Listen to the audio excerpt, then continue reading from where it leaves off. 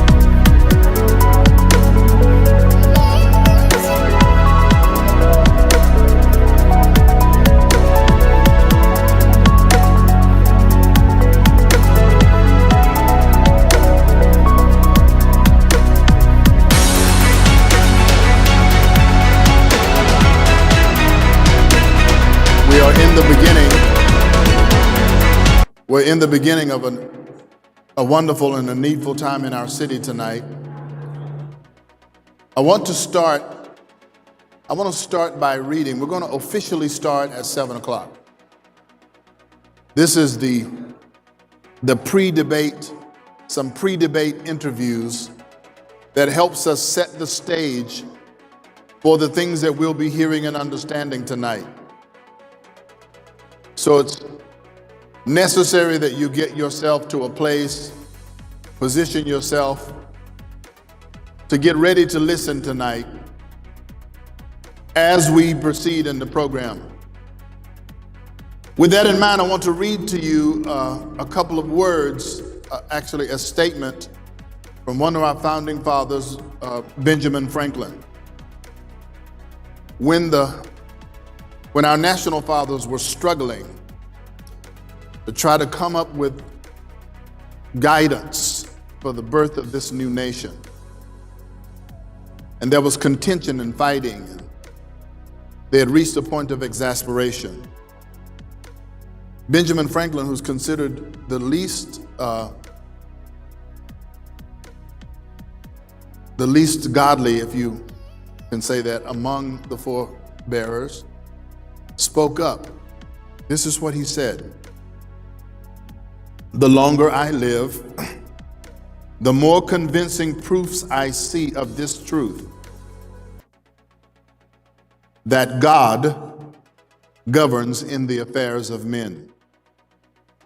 And if a sparrow cannot fall to the ground without his notice, is it probable that an empire can rise without his aid?"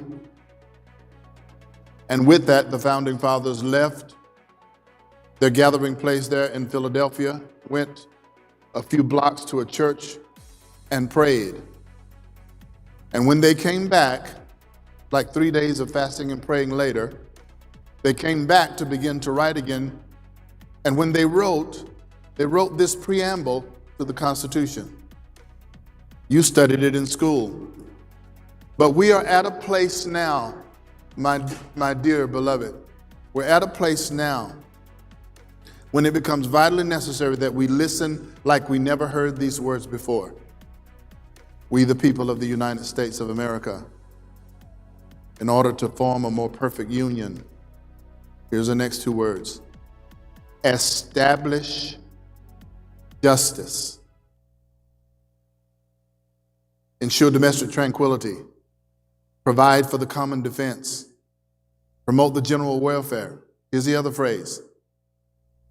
And secure the blessings of liberty to ourselves and our posterity. Do ordain and establish this Constitution of the United States of America. Now, I remember that probably the same way you remembered it from Saturday morning cartoons. Anybody else remember it from singing on Saturday morning cartoons, that song? That's the way I remembered it. I wanted to strike two things to your attention before I introduce a lady from the SPOA this evening. It says that the purpose of the Constitution is to establish justice and then to secure the blessings of liberty to ourselves and our posterity. If you and I do not secure them, we will lose them faster than we're already losing them. If you and I do not secure them, we will lose them faster than we're already losing them. We have to be the change that we desire. No one else is going to do that. Let me invite Amanda Villarreal and Jimmy Rodriguez, as if they both are here. They're from the San Antonio Police Officers Association. Give her a big hand as she comes, please.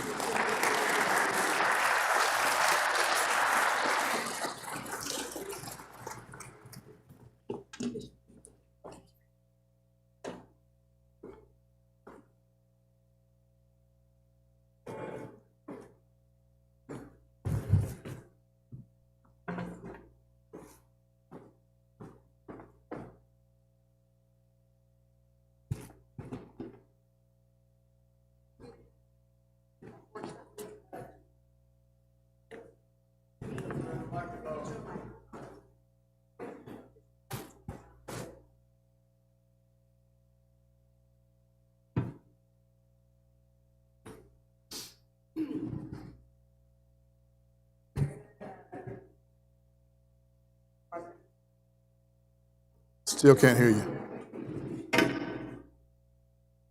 Okay, can you hear me now? Yes. Like I said, unfortunately, Jimmy Rodriguez was able to make it this season. I'll be filling in. And then David Moore will be coming up here after myself. Like the bishop said, my name is Amanda Mira, and I hold of secretary for the San Antonio Police Officers Association Executive Board. And before I begin, I would just like to thank tonight's organizers for affording the San Antonio Police Officers and its members to be heard this evening. I am a 17-year veteran of the police department, and like I said earlier, I currently hold the position of secretary. And I cannot express to you how proud I am to be representing the San Antonio Police Officers Association and its members tonight, especially after last week. When critical city functions failed us and the community, there was one city entity that did not fail us. The San Antonio Police Department continued and kept through this crisis. Thank you. So I'd like to take this moment just to give you a few examples of what we did. In the past 7 days, the San Antonio Police Department took a total of 20,000 calls for service.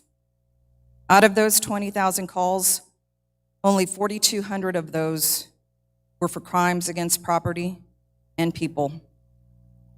5,000 of those calls were traffic related, and the rest, 10,000 calls, were miscellaneous calls, where the members of the San Antonio Police Department helped our community in different ways. We received calls to help individuals to their doctor's appointments. He took them to their dialysis appointments, critical appointments for their health. We took fathers to get food for their children. We took individuals and reunited them with members of the community, with their loved ones.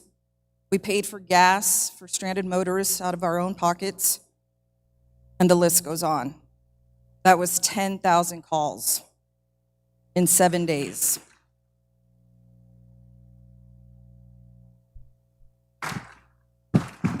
Now, the reason why is to tell you about the petition, Fix SAPD. The organization Fix SAPD has one goal, and that is to defund our police department. They've stated it from the very beginning. We have their organizers on record saying such. Fix SAPD is a group entirely funded by an organization whose donors are anonymous. That's why we call them a black funded money. And they come from primarily out-of-state donors. The reform Fix SAPD brings to San Antonio are the result of unrest and riots in other cities like New York, Seattle, Minneapolis, and Louisville. Fix doesn't understand that unlike those cities, the San Antonio Police Department has a mutual respect for their community. The people and the police department and the community have a very positive relationship. Nevertheless, late last summer, Fix started gathering signatures to put an anti-police referendum on the May ballot. To get their signatures, they had to convince voters to support them by lying, misleading, and even bullying voters. First and foremost, they are lying to voters. They deny that they want to defund the police, even though their supporters are on the record stating that they want to defund and fix whatever issues they think that we have. Our police department would see, by repealing collective bargaining, our police department would see fewer recruits, slower response times, and even more crime than we have today. They also said that Chief McManus opposes collective bargaining and that he supports their cause. I'm here to tell you that the chief does not support their cause, and he is on the record stating so. He's saying that he supports collective bargaining for their police officers. In fact, the chief agrees with SAPOA that any reforms that may be necessary are best dealt with by the city and SAPOA sitting at the table negotiating for fair and equitable collective bargaining process that we have. So I'm here to tell you that please vote no for Proposition B in May. It would be catastrophic and devastating to the city of San Antonio. As of right now, we have 600 officers that are eligible for retirement. We only have 2,400 officers on the police department. So, it would be catastrophic to lose that many officers. And with that being said, I'm going to invite David Moore up here.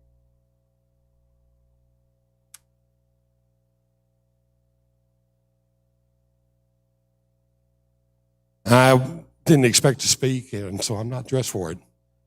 My name is David Moore. I am the founder of a social group called Unite San Antonio, 3,300 members. I'm also a Vietnam-era veteran and a retiree of the San Antonio Police Department after 25 years. I'm going to frighten you a little bit. We can elect a bad councilman, we can elect a bad mayor. We can fix that in 2 years. You repeal collective bargaining, and it will take decades to recover. You've seen what's happened in Austin with defunding, and that's what the purpose of this whole program is. This opposition is to defund the police department, to gain that money from public safety to be put into social programs that have not worked for 60 years. They mislead, they lie. They won't even tell you what 174 is. All you know is 174. You know what it actually is called? The Fire and Police Employee Relations Act. And it has absolutely nothing to do with accountability of the law enforcement. It is just a law that says the police officers employed by the city can combine and collectively negotiate with the city on employment benefits. And it requires that the city negotiate. That's it. Historically, the police negotiations have worked both ways. Substations and the design of the substations are as a result of contract negotiations. Patrol shifts and works manpowers, contract negotiations. Maintenance, vehicle rotation, reduction in maintenance costs, contract negotiations. Police officers have foregone years without a pay increase or even a cost of living increase. Why? Because the city was having a shortfall in their projected budget. So the police department negotiated no raise that year. The Fire and Police Employee Relationship Act is a two-way street. It benefits everyone. And the opposition is from the very get-go. Even their petition statement had nothing but lies. 8 points they made, nothing but lies. The Fire and Police Employee Relationship Act has nothing to do with police discipline, none whatsoever. Arbitration is not one-sided. It is a two-sided process, equally divided. And it's only one means of appealing a disciplinary action. All that is covered in 143 of the local government code. You're repealing what gets you the best police department in the United States. The highest trained, the best skilled, the most professional, and as they proved last week, the most dedicated to this city. They went out there and they faced that cold. They worked in it, they took care, they protected this city without question. They left their families at home in the cold, in the dark, relying on their wives and husbands to protect their family so that they could go out there and protect you. Do not forget that 2,400 men and women come May 1st. They have been there for you for decades. You have to be there one day for them. Vote against the repeal of the Fire Police Employee Relationship Act. Keep collective bargaining for your police department and keep it at the level that it has become. Thank you.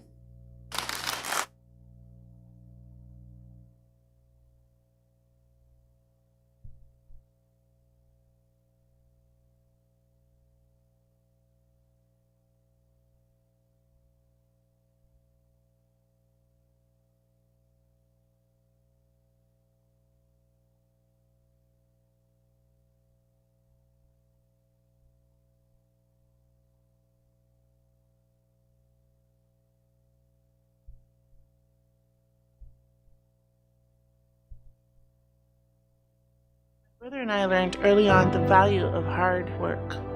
We sold glass bottles, plums, even tin cans just to make a few dollars. As a single mother, I raised my children also in District 1, and I taught them the values I learned here in my community. Just like many of you, we have also struggled, but through hard work and our faith, we have been able to overcome. Today, I look at our city, at my district, and I see that many in our community are still suffering, and that these numbers keep rising. Crime rate keeps rising, homelessness keeps rising, our taxes also keep rising. The past 15 years, our community has witnessed firsthand the politicians, they don't care about us where we live. Their political paths have not solved any of our issues. This race is about the people versus the politicians. Join me in standing up for our community, for our families, for the people who want the right choice for a better San Antonio. Together, we can vote to bring back our economic security for our city, safety for our neighborhoods, support small and family-owned businesses, reclaim the history the art, the culture of this city that we call our beautiful home. Take a stand with me because I can't do this without you. This May, vote Cindy Dominguez for City Council, District 1.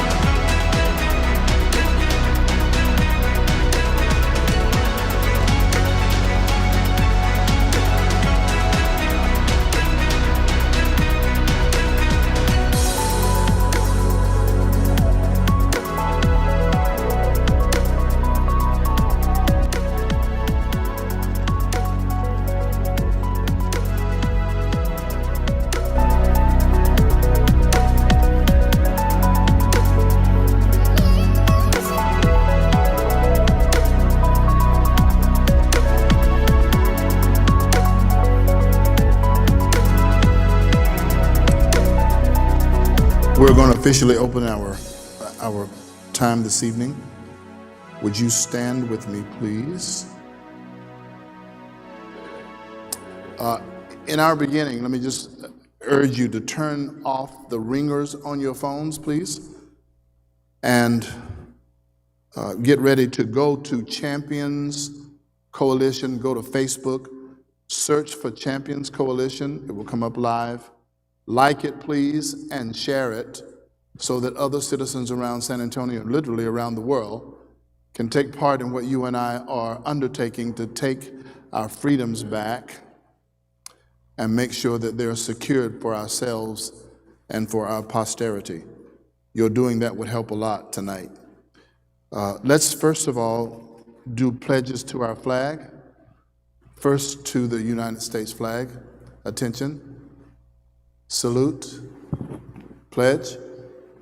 I pledge allegiance to the flag of the United States of America and to the republic for which it stands, one nation, under God, indivisible, with liberty and justice for all. To the Texas flag, attention.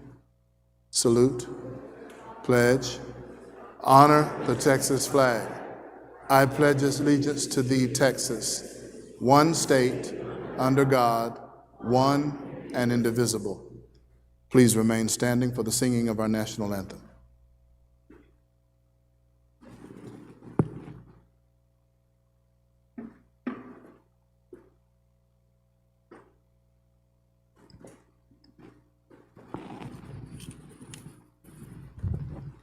Oh, say, can you see by the dawn's early light what so proudly we hail at the twilight's last gleaming, whose broad stripes and bright stars through perilous fight o'er the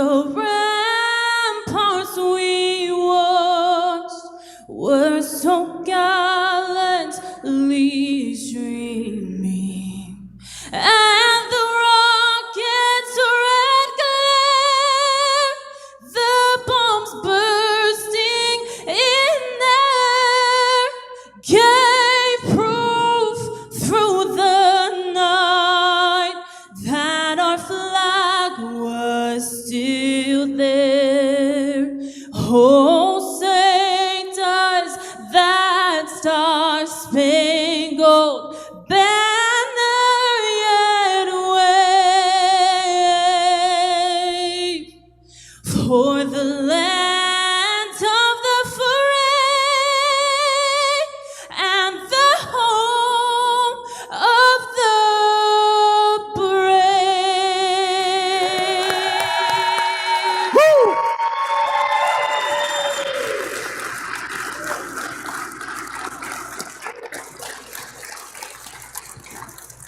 While you remain standing, please let me introduce the moderators for this evening. The first moderator is Samuel Morales.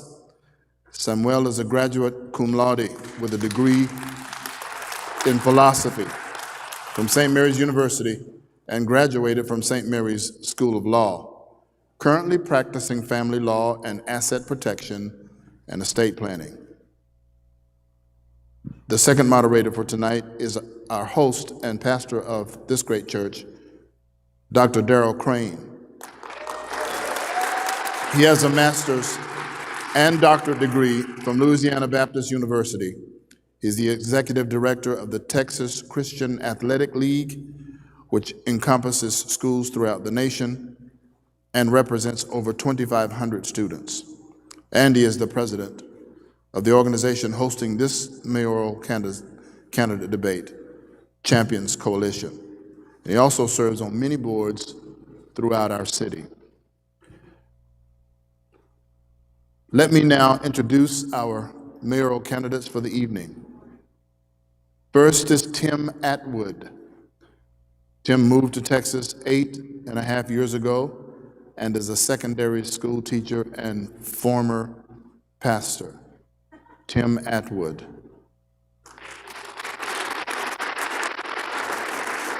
Next is Gary Allen. Gary Allen is a former college professor and has a master's degree. Third is Denise Gutierrez Homer.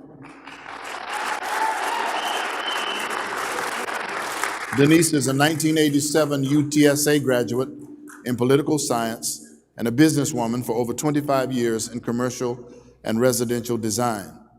She is an advocate for our Texas history and affordable property ownership.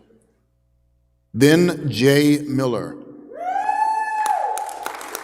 born Jock Miller, has stepped into politics because he desires to be a voice for the people.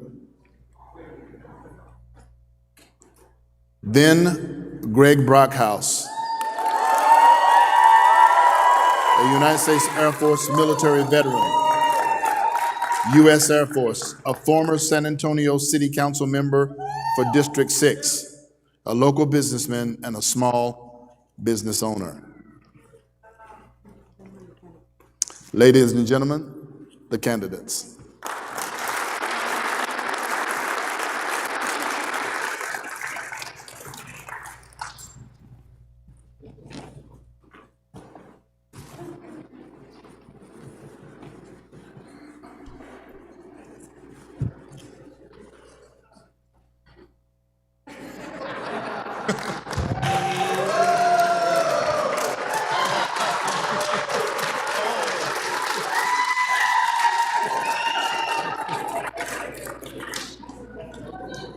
Ladies and gentlemen,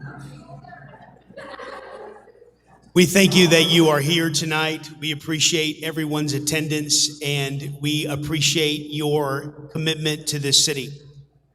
This debate is going to be following a strict debate rules. The candidates have chosen the order in which they will receive the questions, and the first candidate will have a 2-minute answer, and then every other candidate will have a 1-minute response. The original question that was posed to the first candidate will then have a 30-second rebuttal. And then we will just rotate in order of the questions. So you'll have a 2-minute response. You will have someone over here with paddles. Then things will be thrown at you, and then hooks will be given. Just kidding. But please follow the time limits so that we can get to all of the questions and you can be able to voice all of the opinions and your platform so that you can better describe how your leadership will affect our city. And you are sitting in the order that you drew. Before we get going, let's bow our heads to pray. Father, we thank you so much for this night. We thank you for these individuals that have heeded the call of you to lead our city. And we pray your divine anointing on this evening. And we pray that we have this evening without distractions or division. In Jesus' name we pray. And everybody says, amen and amen. Samuel.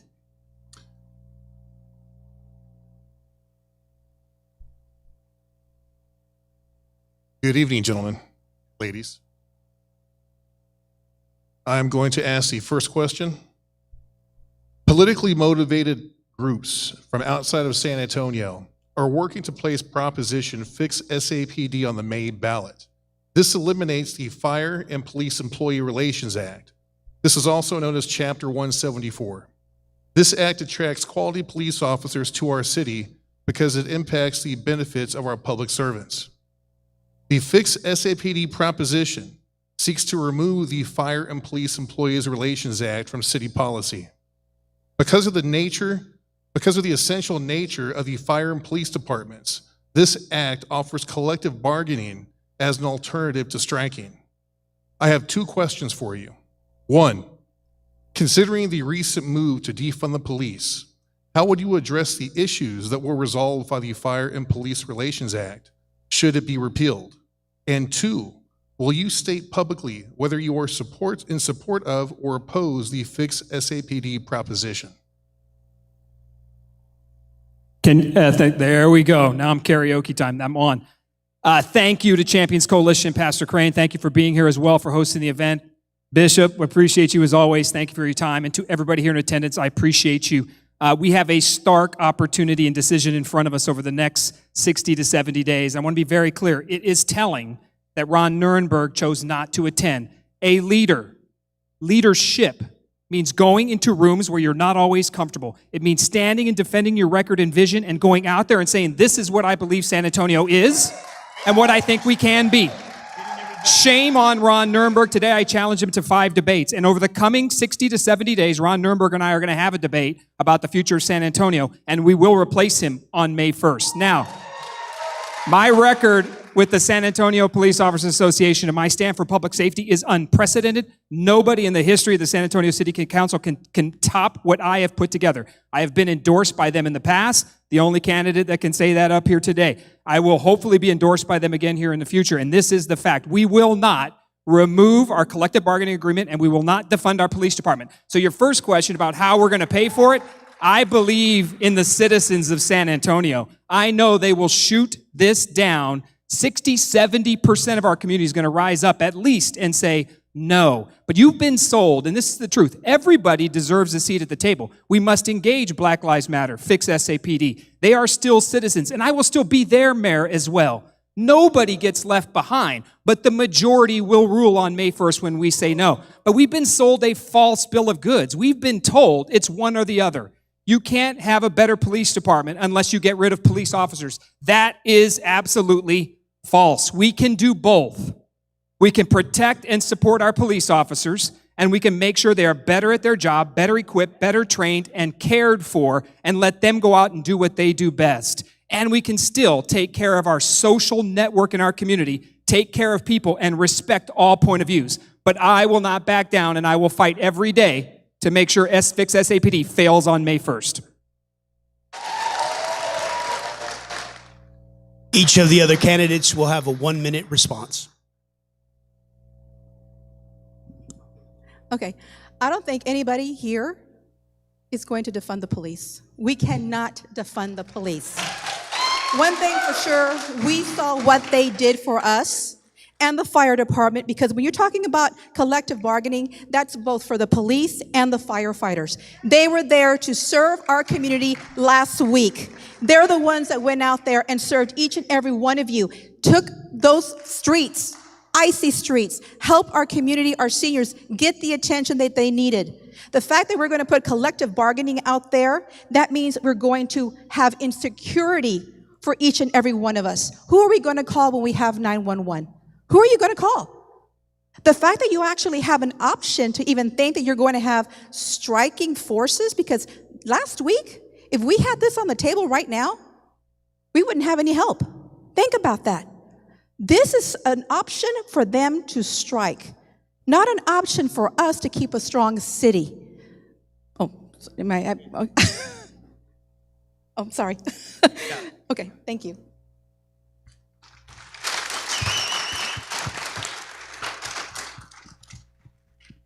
If our police can't solve crimes across our city, we should think about defunding the police. Our police gets paid way too much for there to be open crimes across our city. From District 10 all the way down to District 1. We should really think about defunding the police and have that in the argument. If our police are doing their job, SAPD is doing their job, we shouldn't think about defunding the police. But until these cases on District 2, 1, 3, 4, 5, 6, 7, 8, 9, and 10, until we have these cases solved, then we should not think about defunding the police. But until then, that should be in the argument. Thank you.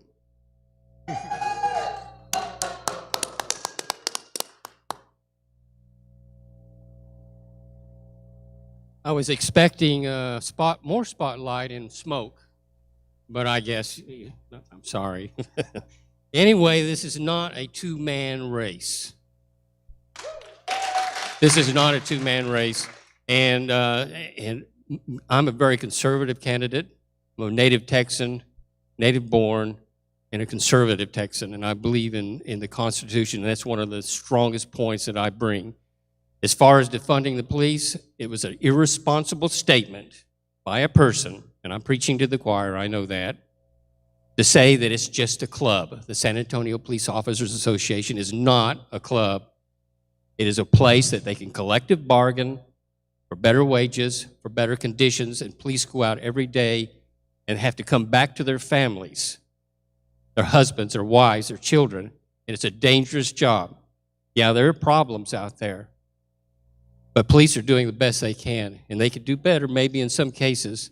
But police have a very tough job, and I believe they need collective bargaining.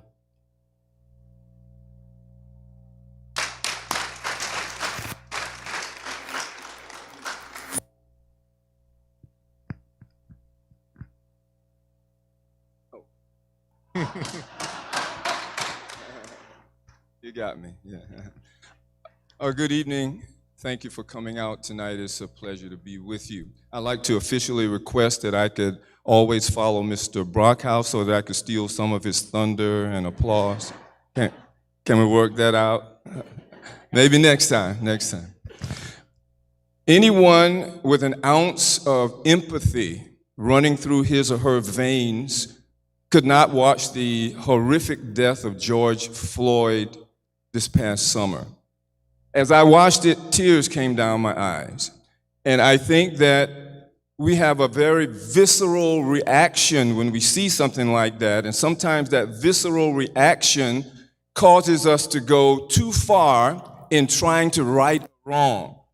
And we overcompensate. And I think that is exactly what Fix SAPD is doing. They're going too far in trying to address reform where reform is needed. I believe reform is needed wherever reform is needed, but I do not believe in defunding the police. That's not going to help anything. It's going to make matters worse.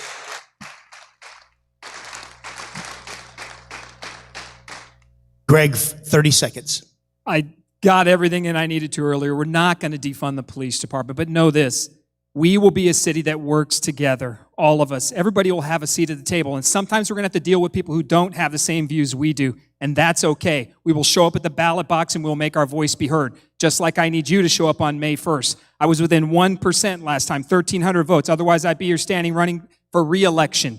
Our path forward is together. ideas and we listen to all sides. And then we go vote and we tell Mayor Ron Nirenberg on May 2nd, we need the keys back to City Hall. This question will be to Denise. I'm going to ask question 2 now. California has passed SB 145, which has significantly lowered the penalties for adults who have sex with minors that are 10 years younger than the perpetrator. What is your take on this allowance? Well, this is definitely not California. I'm sorry. This is Texas. And one thing for sure, we are dealing with a lot of issues here, dealing with something that we're dealing with in California. And this definitely is a concern for me. We have human trafficking and sex trafficking, and that has to deal with our children. Nobody wants to have anything to do with any capacity of dealing with sex crimes. That is a sex crime. I don't care how you word it. I don't care if you give it a new legislation number. That is a sex crime. The harm, the mental, and the physical abuse of a child should never be legalized in any way. And if I'm your mayor, that will not happen in my city. It will not happen in your city. That is what we have to think about. Whoever is representing you in the mayor's race, and believe me, I'm here for this campaign. I'm not one of the boys, I'm one of the women of San Antonio. And I am going to protect our families, I'm going to protect our city, I'm going to protect our history. And that's who I am. I am Denise. So remember that. This woman is in this race. Thank you.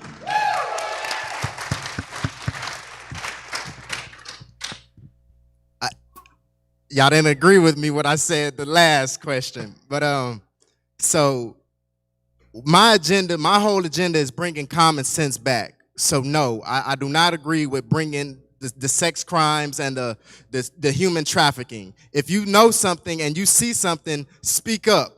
We can all do this together.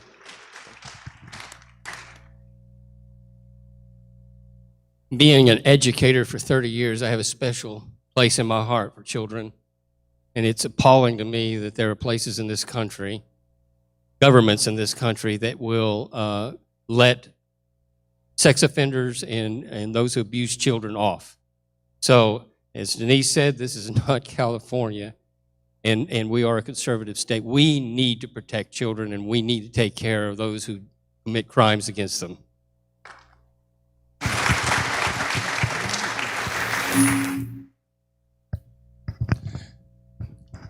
I've been a secondary school teacher for the last 15 years, and that's following 4 years as a substitute teacher. Any substitute teachers in the office or former substitute teachers? Oh, it was crazy. But I made a transition to become a full-time contract teacher, and I've done that for the last 15 years. Part of my responsibility is not only to teach the subject matter, but it is to protect the children, the young people that are in my classroom. And that is at the forefront of my mind every day when I get up at 5 o'clock in the morning to go to work.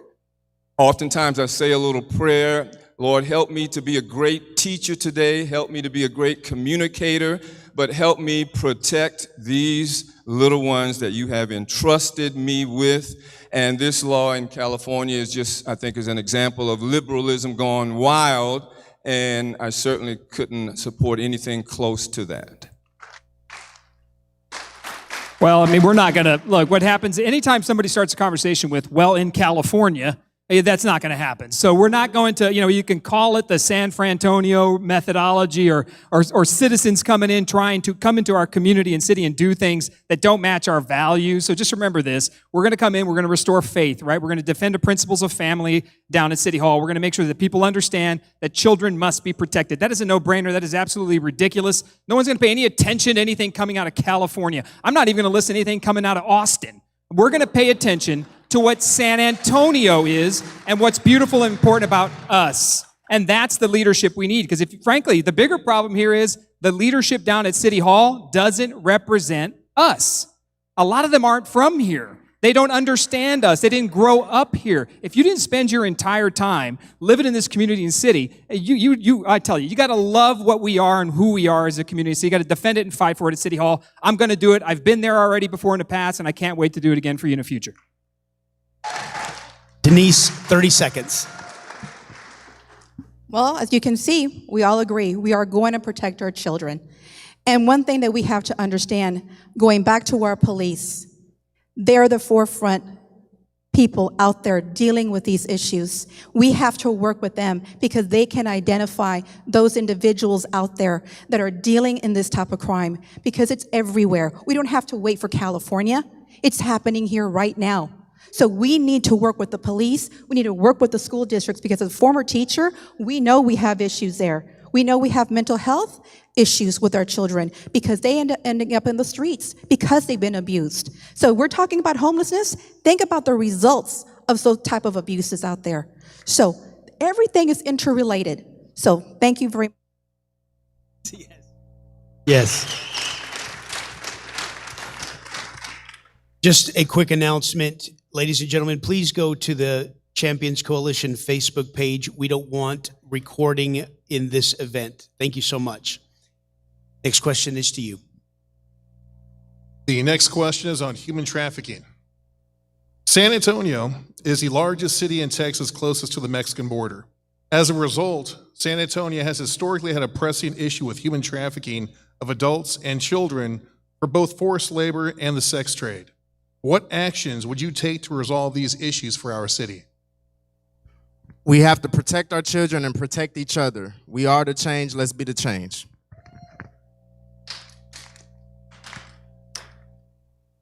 There have been 37,000 young girls, 14 and under, over the last 10 years that have been sex trafficked across the border.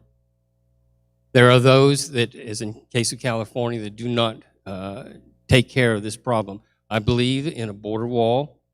I believe in protecting not only citizens coming out of Central America and Mexico, because those young girls are attacked, they're raped, and they're taken into the sex trade profession that ruins their lives.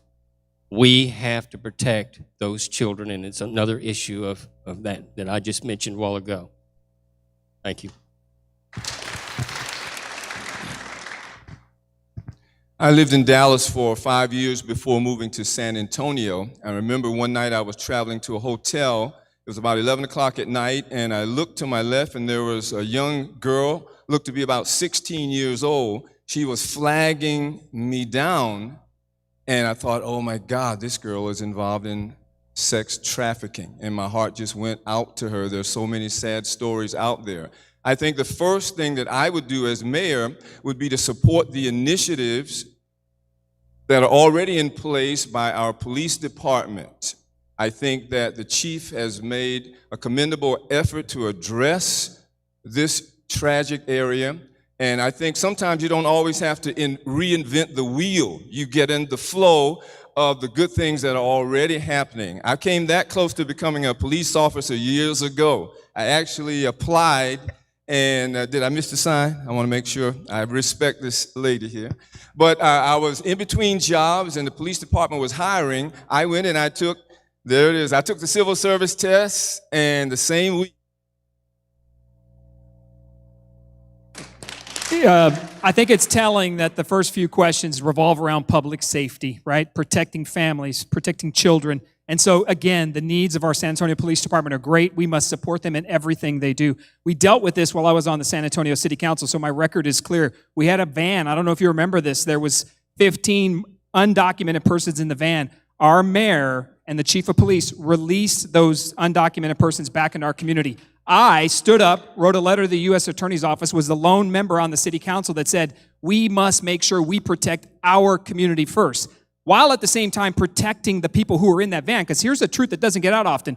There was a young woman in that van, and the driver was related to the deaths previously of undocumented persons at a Walmart a couple of years ago. These items are all intertwined. San Antonio and 35 corridor is on a major trafficking route, and we must step up and make sure that we stand for the rule of law, and we make sure that people who want to come to our country come here safely, and we protect them. But if we don't stand up and follow the rule of law, we're going to get issues like we've had before in the past. So I'll stick to it. We'll follow it. My record speaks clear. Protecting. I think we're all familiar with the incident that we're talking about with the 18-wheeler, and that actually happened in District 3. Living in the inner city, we know that that's a major hub for traffic between here, Laredo, and Houston, and going up north. We had a failure, a huge failure that was City Hall, City Council, and our mayor and our police. Unfortunately, our police chief did not do what was required. You have federal regulations regarding that. We had 2 underage girls that were released. They weren't released to CPS. Where were they? We don't have the answers. Those are the answers that we need. There is a process to everything. There is a process with the federal system. We are not a sanctuary city, but we are considered an undeclared sanctuary city. That's why they keep coming back. That's why they use San Antonio. We're never gonna fix the real problem if we don't follow the rules of law. So that's what we have to. 30 seconds if you want it. We are talking about public safety, but what we're not talking about is the other crimes that are involved as well. If there won't be any human trafficking if it gets solved, if the other crimes get solved. I'm sorry.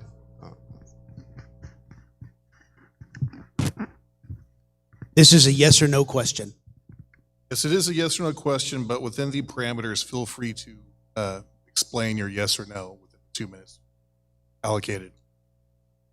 Are you in favor of Joe Biden's plan to offer full amnesty to non-citizens currently living in or previously deported from the United States?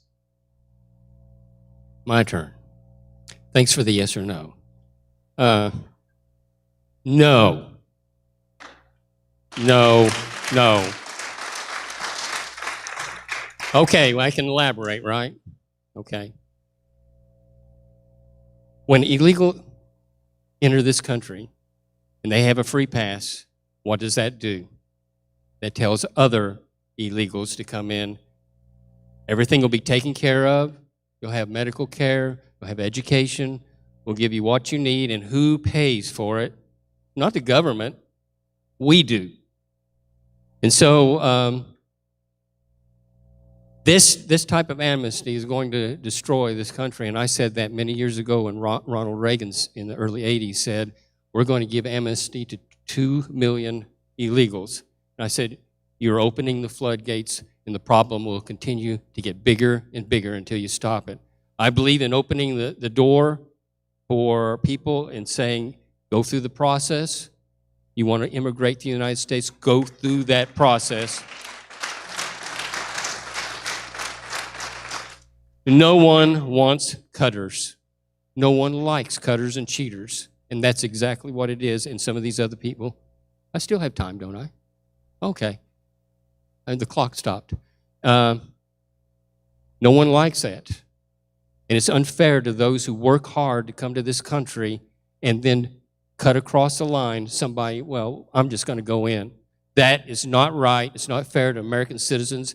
And America has put out 50 to 75 billion each year to take care of this problem. And Texans put out 10 to 15 billion dollars a year for this problem. So we need to stop it and go back to what the Congress has already passed. It's already in law. It's not a broken immigration system. It's people who don't follow the law that Congress has passed. Thank you.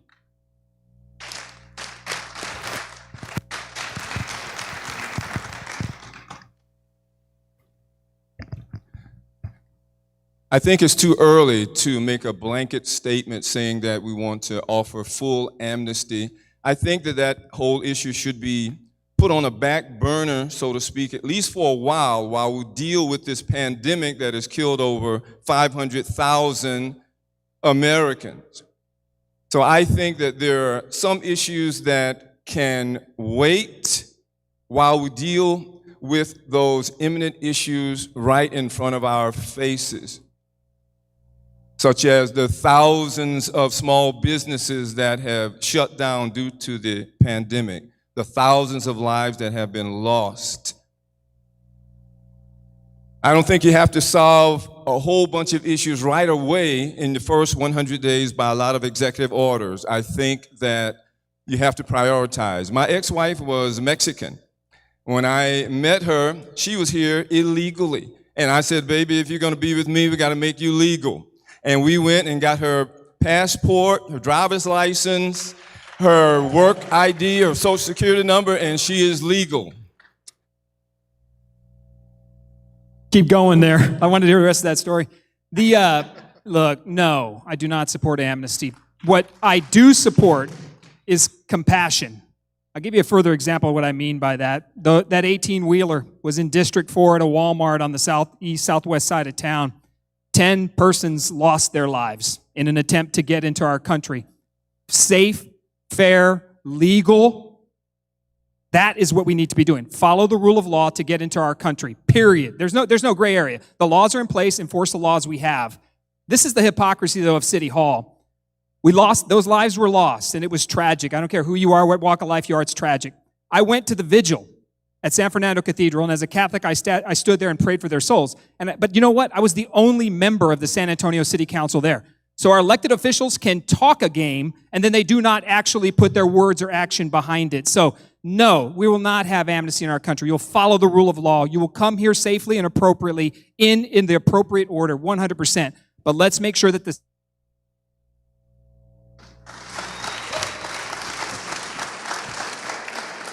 Well, I'll take it a step further. My family came here legally. My grandmother and my great-grandfather, two different sides, came here legally. We know about the coyotes. We know how it works. You have people that will pay $5, $6, $7, even $10,000 a head. If you have that type of money to make that trip, you can come here legally, okay? The fact that we're breaking the rules, breaking the steps and the process only hurts our country, only hurts our city. We actually have it in our San Antonio budget that we have a migration budget because people that are coming from South Texas into San Antonio and take the Greyhound bus and make a pit stop in San Antonio, we help fund them for that overnight stay. We help them get on the bus and go to their destination. We have compassion, but right now we have so many other issues that we have people right now who can't get a COVID vaccination. But these individuals are coming up from the South. They're not even.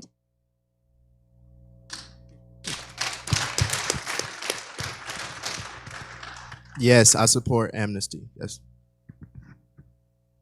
Gary, 30-second. All right. Thanks for supporting me on this. But yes, there's a need for compassion. There is a need for compassion. We have to look at that. But you know who I'm compassionate for? The citizens of Texas, the citizens of San Antonio.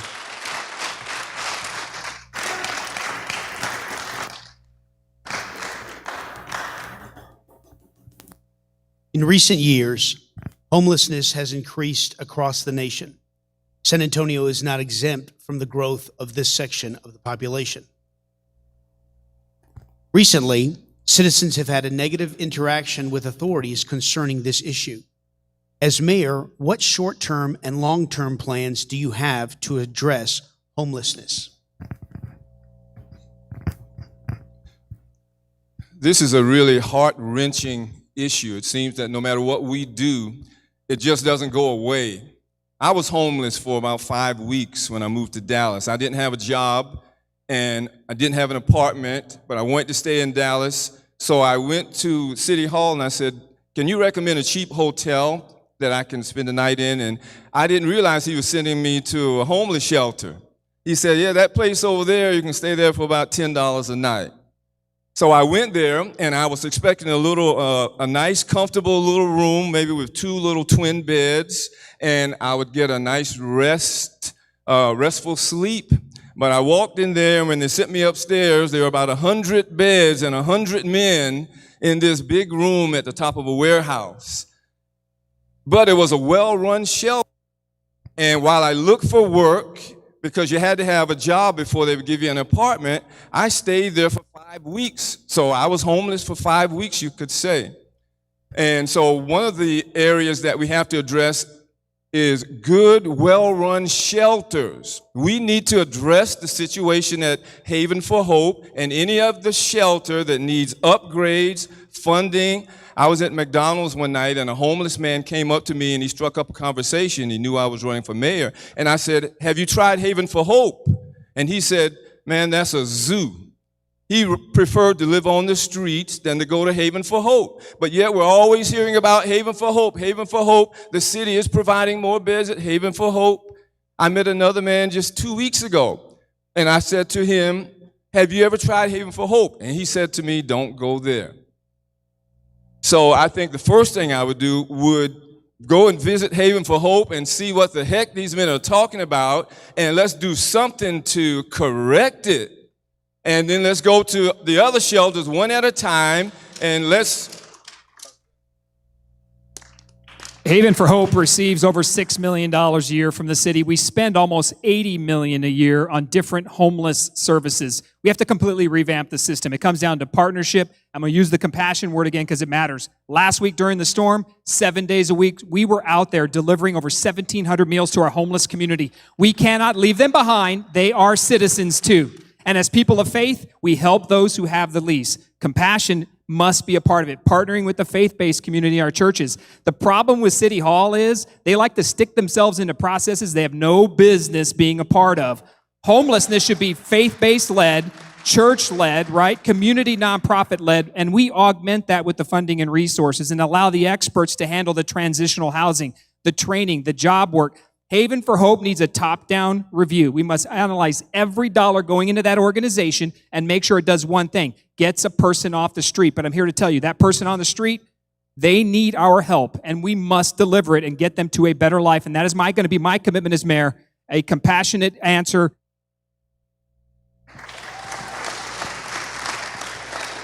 There are different parts to homelessness right now that we're dealing with in San Antonio, and we're going to see more of it when we get out of COVID-19. We're going to get out of that. But the fact, we're never going to have that safety net there indefinitely. We're not always going to have rental assistance. We're not always going to have mortgage assistance and utility assistance. The fact remains that the majority of the people I've met are not just veterans. It's not just new transplants coming to San Antonio, but their families, people who've lost housing. They've been waiting for housing in Saha. Why don't we have enough Saha housing? Think about that. We've had 2 HUD secretaries come out of San Antonio, and we still haven't fixed that? Think about that. If we don't have housing for the homeless people and families that are going to end up on the streets soon, we've created that problem because we're not asking those individuals the right questions and those departments. That's what you need in City Hall. Find out what those departments are doing. Because one thing for sure that we're dealing with,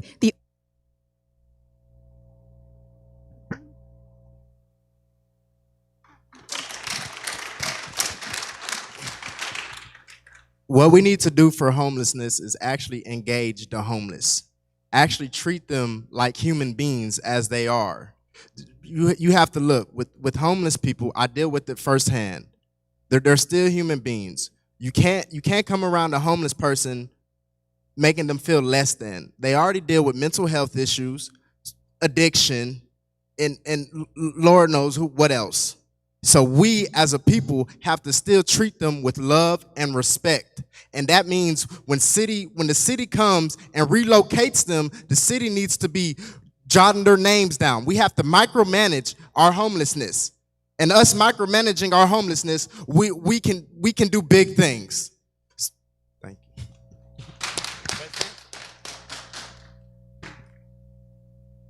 All you have to do is look at other cities, Portland, Los Angeles, Seattle, and see San Francisco, and see the out of control homelessness there. Austin is starting to happen. Why? Because the city doesn't do anything about it. You have to make sure that you keep the highways and the streets clean of people, and you say, well, that's not being compassionate. Yes, there are different places that you can go. Haven for Hope, I mean. churches, all of those things. But as mayor, I would want to know why they don't want to go to those places. I would find out the rules, and a lot of times it's because they want to smoke, they want to take drugs, and that's against the rules there. So I want to look at it and find out what can we do to make it better, but at the same time hold those homeless people accountable to the rules and get more churches involved. I'm a very church-oriented person. I think that type of activity is something that we need in the city, and we have a lot of good people, a lot of good people. 30 seconds. Affordable housing takes many different faces. For the woman that I met in Dallas living behind a garbage dumpster, affordable housing for her is a good, well-run shelter where she can get a bath and a meal and meet some caring people. For others, affordable housing is being able to find a decent apartment where you can afford the rent. For homeowners, which I'm sure many of you are, affordable housing is being able to pay your mortgage and your taxes to address the appraisal district situation.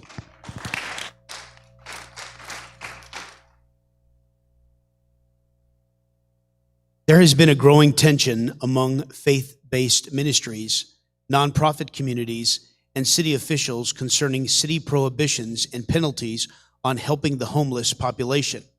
For example, local pastors have been fined in excess of $65,000 for their attempts to aid and home the homeless. What role do you think churches have in serving the vulnerable in our community, and how will the city help to facilitate that role under your administration?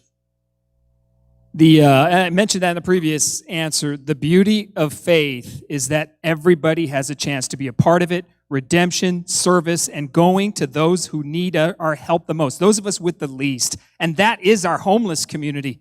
And I'm sorry, I've spent years working on this issue. And I help folks like Pastor Alex Fleming, Pastor Jimmy Robles, winter shelters. We stood them up here in this very room ourselves and housed 60 plus homeless men and women when they needed a place to sleep. And I'm sorry, it's not that they want to smoke dope and do all this other crazy stuff. That is not true.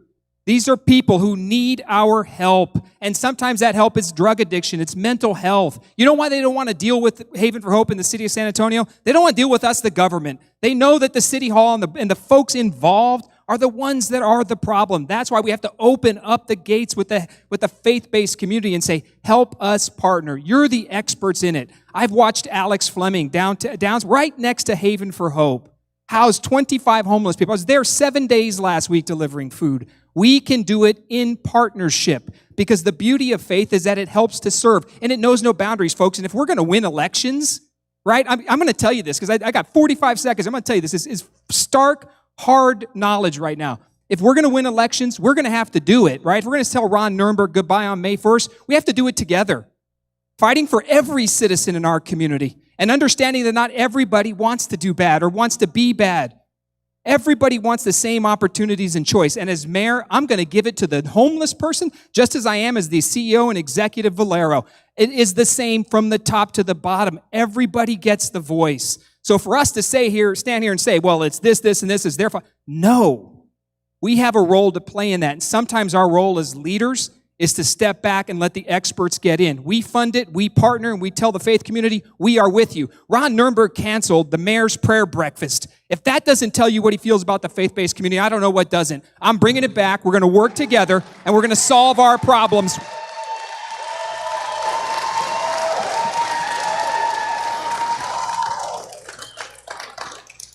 When we think about our faith-based organizations, we also have to think about the fact that they're the groups that came and helped our city this past week. Where was our city government? Where was Ron? Where were those warming shelters? Think about that. So the fact remains that right now we do have a homeless issue.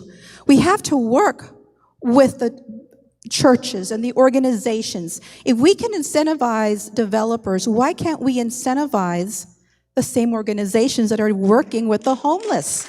So we can create areas for them, maybe not in the middle of the city. We own a lot of property. San Antonio is a huge real estate group of it's a group. We own so much property from CPS Sauce and the city of San Antonio. We have land everywhere. Why don't we work with organizations and set up little tiny home communities, temporary communities for these individuals to get training, have shelter, and get back on their feet? Because sometimes these homeless individuals don't want to be in a large area like they're.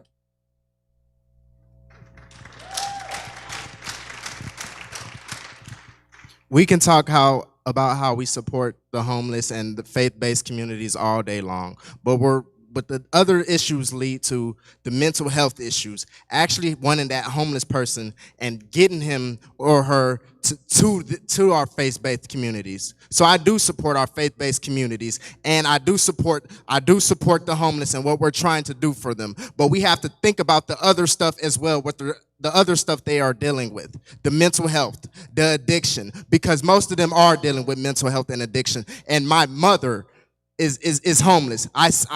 Me with her, I have to micromanage her and get her to Haven for Hope. So if you've never dealt with a homeless person before, actually face to face and knowing what they're dealing with, you have no say in.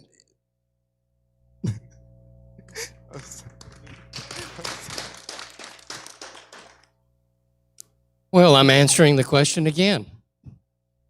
Yes, I think faith-based help is something that is very critical. I believe, as Greg said, even though I disagree with some things, that the government gets too much involved in some of these things, but you have to in order to show that the government does have compassion for these people, because they do have a difficult time. Jesus, actually, Paul in the Bible said there are 2 commandments for the church. Anybody know what they are? Spread the gospel and help the poor. And that's a commandment for us Christians. And that's why a lot of churches are involved in helping these people. And I think we need to promote that. But I also think that the government needs to step in and look at every way they can, whether it's apartment buildings, whether it's other type of housing, to help these poor people, because it is a difficult life. And I'm glad that I have never had to live as a homeless person. But I know that it's very, very tough life. Thank you.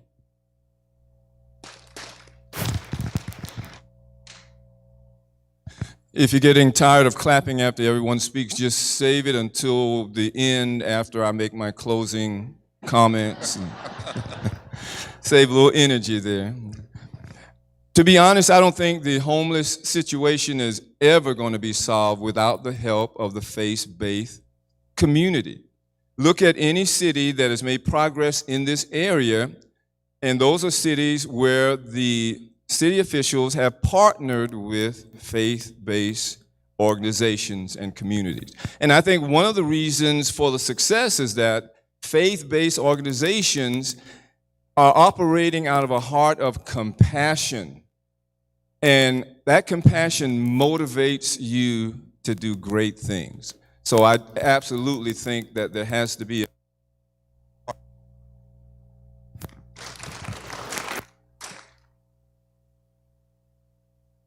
Can you hear me? There you go. It just came up. So I'll just remind you of a couple of key points. Number one, we are in the middle of a campaign. Actions speak words. Go look at everybody's social media pages over the last 10 days. I'll tell you, the only candidate that was out there with his family at the faith-based community, in the homeless shelters, delivering food, water, help, love, respect.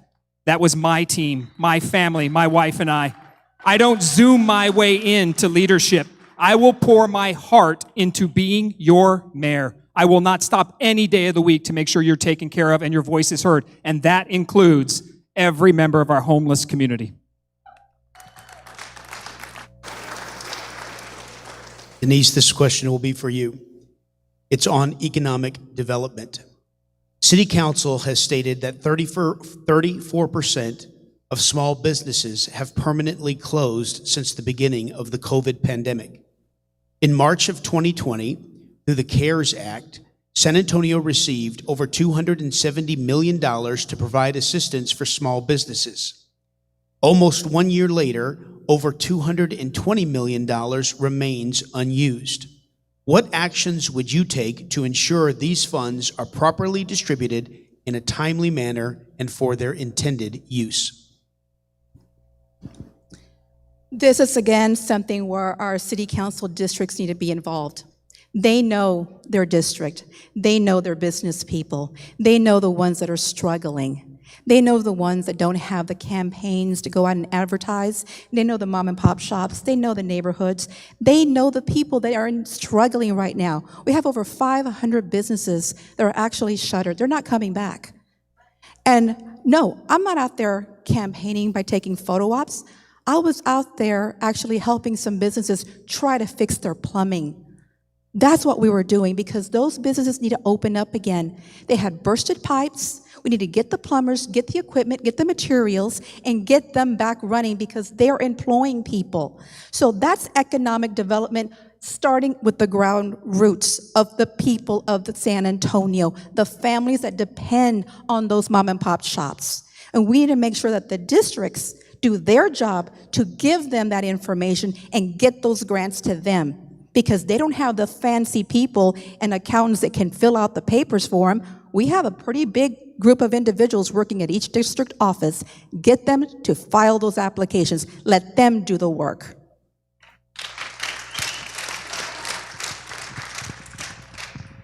Yes, I do agree with Denise. Our districts all have to be on board, and they know their district the best and the most. Thanks. Greg, you were not the only candidate that were helping people. Anyway, this is the part of the fraud of the federal government, is a lot of these funds were not used where they were supposed to be used and were not sent out. I think the city council and the mayor should have been more aggressive in getting these funds to the people and telling them how to get those funds. Matter of fact, it's Nuremberg that put us in this spot in the first place. He would not shut down the city tighter than a lid for months at a time. We would not have all the problems we have. Unlike other cities, conservative cities that did not do this, but he did. And this is where the problem started. Now he wants to come around and start a workforce program based using taxpayers' money and using the reserve fund, the emergency fund. And that's actually hurting us because he's trying to recover from the mistakes he made. He's trying to cover it up. So I think that it's important. I agree with Denise on that too. I'm sorry I had to agree with you on that. And I'm sorry, Greg, I had to attack you. Thank you.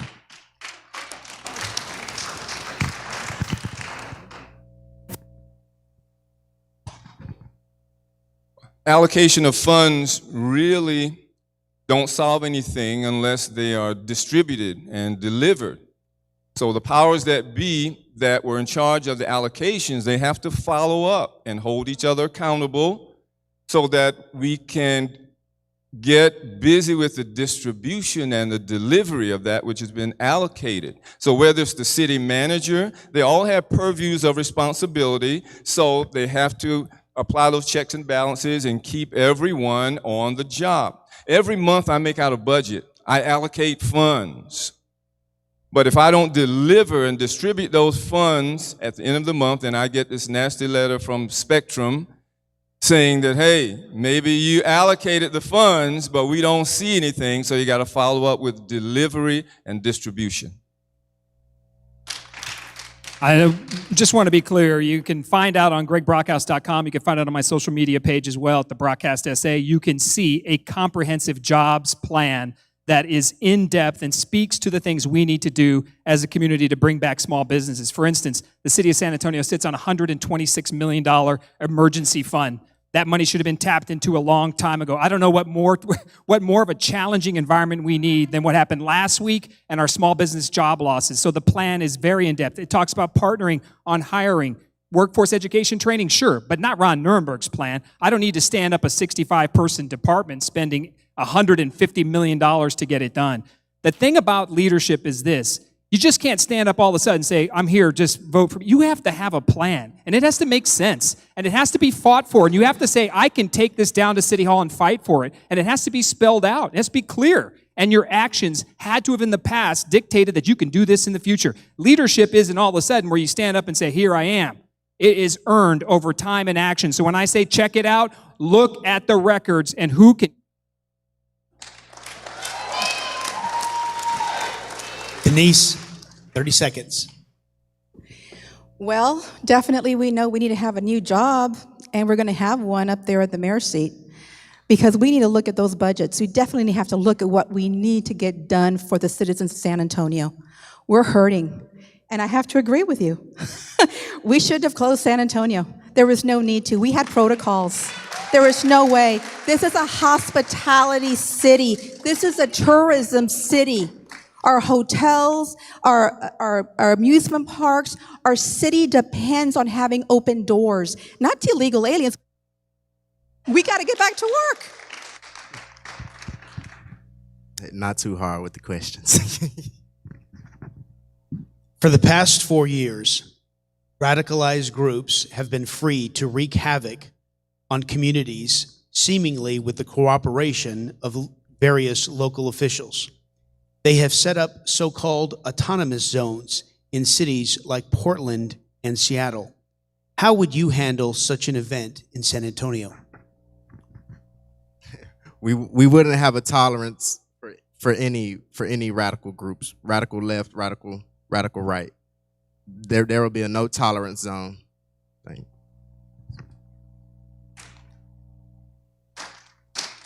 Let me ask Bernie that question. I think that you cannot, it's the same thing with homelessness. If you let it get out of control, then your problem is much bigger, the expense is much greater than before. If you allow an autonomous zone, like in Portland, then you're asking for destruction of people's businesses, of people's lives. And you just can't afford that. This city just can't do that. And that's where the police force comes in. That's where law and order comes in. You have to control those situations. Thank you. And thank you.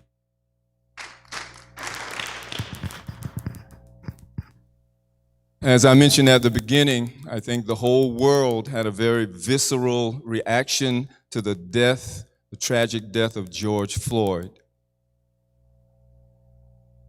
But I think sometimes in reacting, we overreact, and I think that's what happened basically with those autonomous zones. They overreacted, overcompensated to try to address a societal ill. And it really wasn't productive, and after a few weeks, that became clear.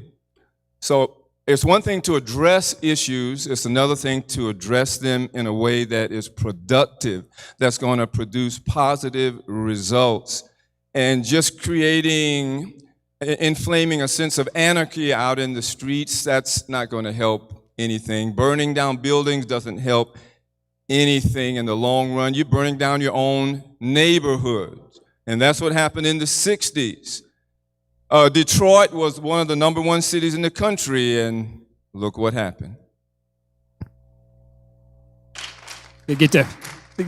Okay, we're good. So look, Capitol Hill Autonomous Zone, Seattle, Chaz, these places where lawlessness kind of got out of control and people took over segments of a city, not going to happen in San Antonio. But this is back to, and as mayor, we're going to defend public safety. I've been as clear on that as possible. I'm the #1 supporter of the San Antonio Police Department and my history in the city council and city politics, so it's beyond reproach. I will support them. No autonomous zones, any of the other stuff, not going to happen. But here's the problem. We've been, again, dealt a false choice. Like you have to choose one or the other. Like we can't be compassionate to our minority communities. We either have to be compassionate and we have to take care of our minority community, or we have to tell the cops, no, there is no one or the other. Leadership means you step up and you take care of your police department, you make sure they're fully trained, they have all the equipment they need, and then you listen to our minority community who are struggling every day to get the money, the income, and the resources they need and the job training to get there. You don't cut off a community just because you disagree with them. Everybody comes to the table. We work together to make sure that San Antonio is the best we can be. We're not Minneapolis, we're not Portland, we're not Seattle, we're not Austin. We are San Antonio. Niece.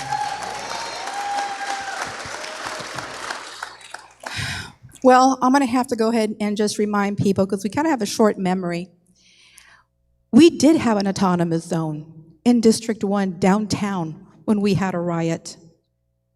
We don't want to call it that, but we do have the after effects. We have closed businesses downtown San Antonio. They're still shuttered. They still have people without jobs. We have people who are not returning to downtown. That's the image that we portrayed in San Antonio. That's not the San Antonio I moved to in '83. That's not your home.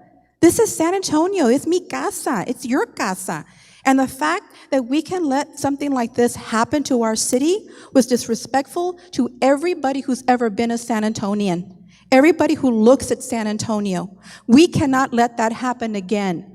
We can have civil disagreement, but that does not mean that City Hall and our mayor cannot understand that they cannot let that happen to our city. And that will not happen with me. Thank you. No rebuttal.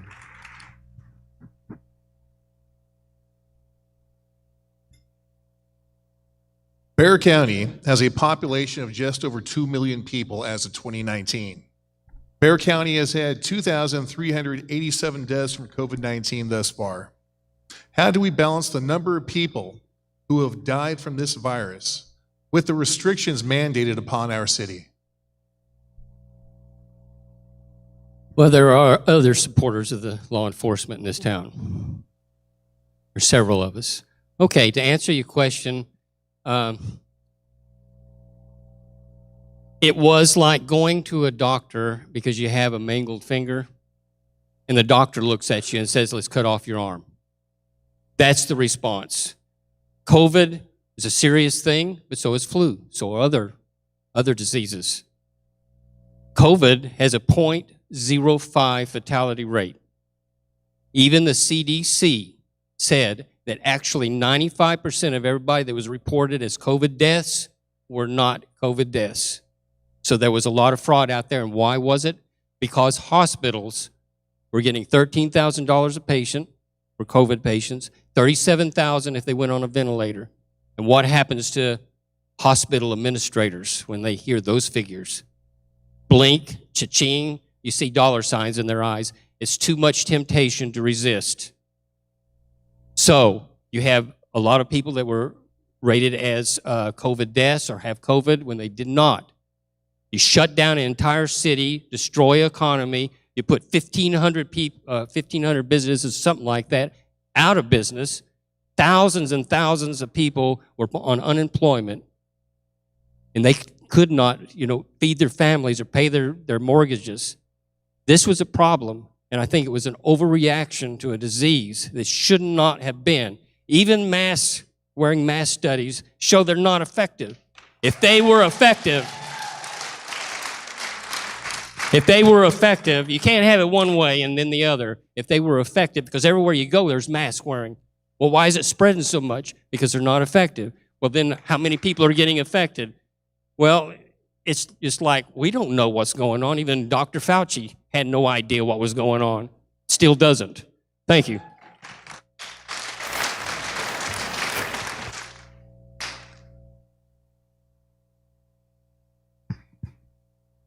My best friend buried his father 2 weeks ago.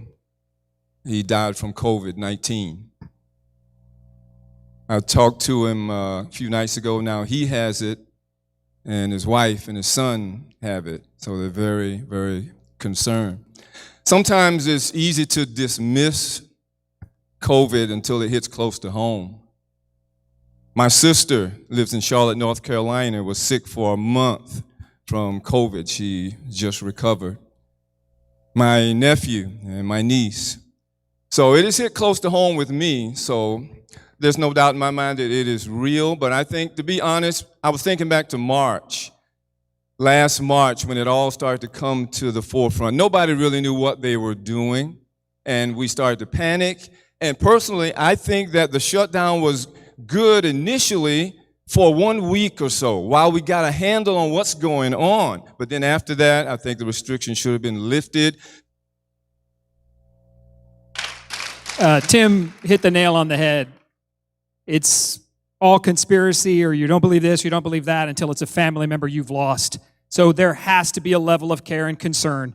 The problem is we have to balance these things. So you can be vigilant, you can respect COVID-19, you can mask up, you can do your hard work to make sure you're safe at a restaurant or wherever you go. The truth is, though, we should have never shut down our community to the extent we did. No way would I have done that as the mayor of the city of San Antonio. I would have stood up and said, Masking matters. Let's make sure we're being careful. Let's socially distant. I would not mandate any law onto somebody's personal freedom, though. That is not who we are as San Antonians, as Texans, or as our country.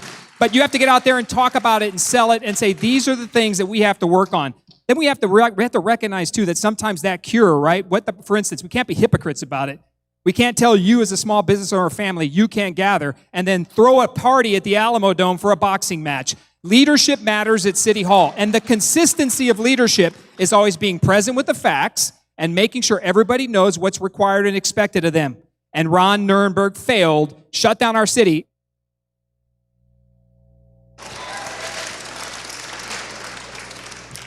Well, this is a very interesting discussion that we often have at home. We actually started learning about this back in December, back before everybody even knew about it, because we know about CDC and the protocols because my husband is involved with the infectious diseases. The fact is that we have protocols. And when you think about having contact regarding COVID-19, the big kukui, the fact is we know that there's a problem. We know that we can take initiatives on our own to make sure we can be out there working, teaching, and being a part of a community to provide for our own families. The fact is that we have done this to ourselves because we haven't told the city council and the mayor that we have to open up respectfully with our protocols. Why is he taking the rules that Nelson Wolff is telling us that we have to follow? Wolff is not paying our bills.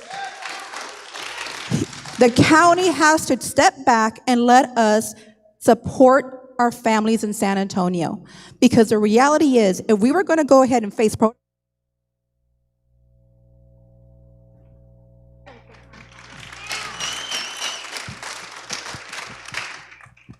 I actually agree with the mayor and how he went about COVID-19. We see it's common sense that we're not following the rules with mask or without mask. So imagine if he would have kept the city open, we would have had more cases, more family members dying, the mortality rate would have skyrocketed if he didn't do what he did for the city. Thank you.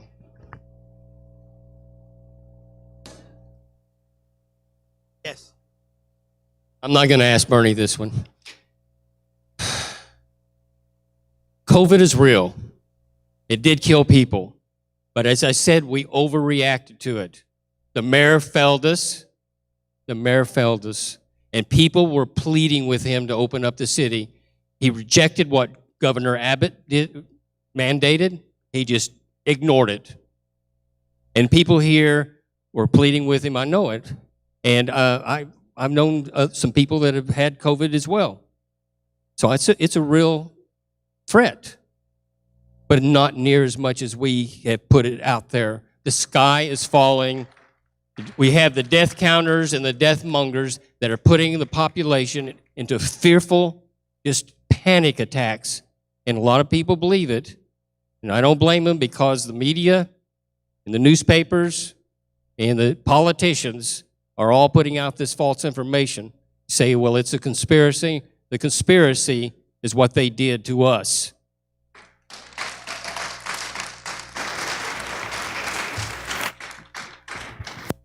Next question. With the lockdown extended well beyond its initial 2-week expectancy, our city residents, especially the seniors and children, are going hungry right now in this present moment. In addition, food distribution centers have been closed because of COVID-19, and our funding is being politically regulated and redirected to California. As mayor, how do you plan to support San Antonio's food bank and the food insecurities of our city's most vulnerable residents? I would definitely be a strong, consistent advocate for funding the food banks. Excuse me. And thinking back to my college days, there were times when I had to the food bank to get a few bags of groceries to feed myself and my wife and my daughter. So they provide a vital service, and they're funding, but obviously there is a need for more funding, and the mayor is in a position to facilitate more funding. And that is absolutely what I would do. as I mentioned earlier, I think I was thinking back to last March, and as I mentioned, I'm a school teacher. When I first heard the announcement that they were closing school for a week, I felt relieved. This is a good thing because we need to get a handle on what's going on, get some facts, but then after that, I think the city should have opened up because now we're in a damage control mode, and sometimes you place yourself in a more difficult position by decisions that were made. So I think the shutdown was definitely too long, but I think it was needed in that first week. I'm just thinking back, reflecting to my own thoughts, because I work with a classroom full of students, and I'm thinking, well, we need to get a handle on this. Let's get some facts. Let's find out what's going on. But after 1 week, let's go back to work. Let's keep San Antonio running. Food deserts are a real problem in the city of San Antonio. So our ability to put money into the San Antonio Food Bank, which used to be in District 6 when I represented that on the council for a couple of years, we spent a lot of time at the food bank. They need the resources and the opportunity to get out and feed people. They actually support 16 counties across the state of Texas. They are huge. But these problems, last week, I was delivering food. Went to a Saha facility where there were 62 seniors in there who had not eaten in 48 hours. Saha delivered them food during the storm, took them candy bars. Candy bars. They had no water. If it wasn't for us and other caring and loving citizens showing up with money, they would not have eaten. Food insecurity. When you don't have a meal, think about our children who do not eat. It affects your entire day. So we have to put money, resources, and partnership into it. The City Hall also turned around and did something really horrible a couple years ago. They started to decrease the amount of food pantries in partnerships with our faith-based community. And it became much more difficult for somebody to open up a food pantry. We need to get the resources back out into the faith community, into the nonprofits who can deliver that food quickly and much more efficiently at a better cost than the city of San Antonio themselves. We touched on a different area right now, but one thing we have to address is distribution. Looking at the budget and looking at the different situations between city and county, how many are aware that your school districts right now are using our school buses to deliver food to our students that are homebound? I see them come in my neighborhood. They deliver those meals every day except Sunday. Why aren't we working with Meals on Wheels in our senior centers? The fact is, why aren't we working with those school districts who have the cafeterias, have the buses, are coming into those neighborhoods and deliver to those seniors and those disabled living in those communities that can't get to that food? They don't have transportation. Think about that. Let's think about our budget. Think about the capabilities of rethinking the process. We have it. We pay for it. We pay our school taxes. I don't have any kids. But if I was in my 60s and 80s or 70s and I needed food and I saw that school bus, I would think, why aren't they opening up that door for me and dropping off a meal?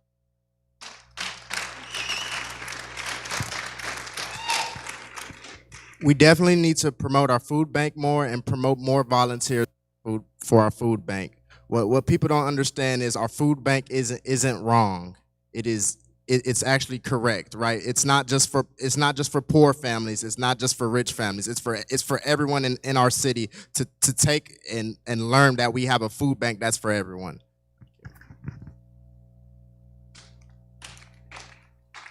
Well, this goes back to an earlier question, homelessness.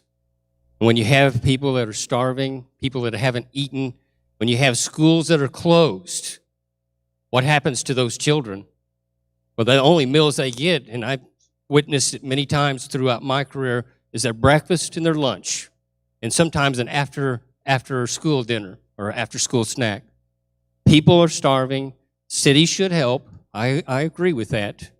But also that goes back to faith-based helping and the Feast of Sharing. I've worked with that with HEB for a number of years and see those sad faces that come in and they're just thankful that they got a nice meal that day. And a lot of us don't think about that. They don't think about going hungry for a couple of days or even longer. So we do need to help. And I think that regulations need to be, and restrictions by the city to churches need to be lifted. We need to stop trying to micromanage churches. Thank you.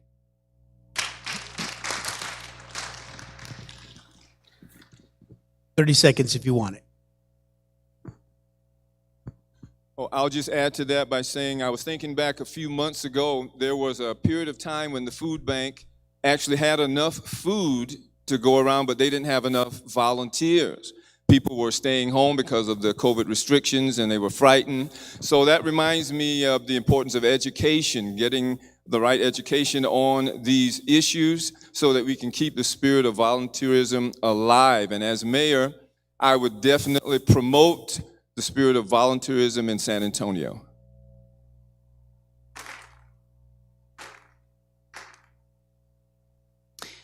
Texas is a well-known energy behemoth. Yet our energy infrastructure crippled under 6 inches of snow with the loss of power and utilities, putting the lives of tens of thousands of our residents in danger. What went wrong? Well, a lack of preparedness went wrong. We knew 2 weeks in advance what was about to happen. The city council and Ron Nuremberg failed us on a colossal level. They were not prepared. From something as simple as ensuring that our homeless community is protected and have a place to stay, to warming shelters stood up before the storm hit. The day before, February 14th, Ron Nuremberg was tweeting Valentine's out. That is a scary situation. Within 12 hours, our electrical grid across the state was collapsing.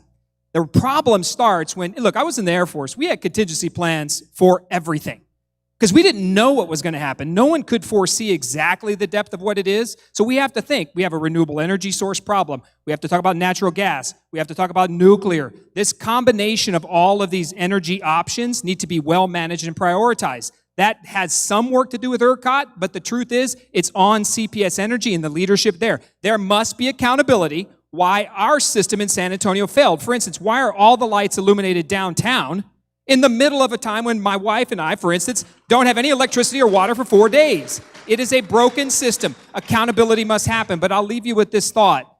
We have to have multiple energy sources working together, but we cannot be reliant on any one in particular. We have to be smart about it and forward thinking.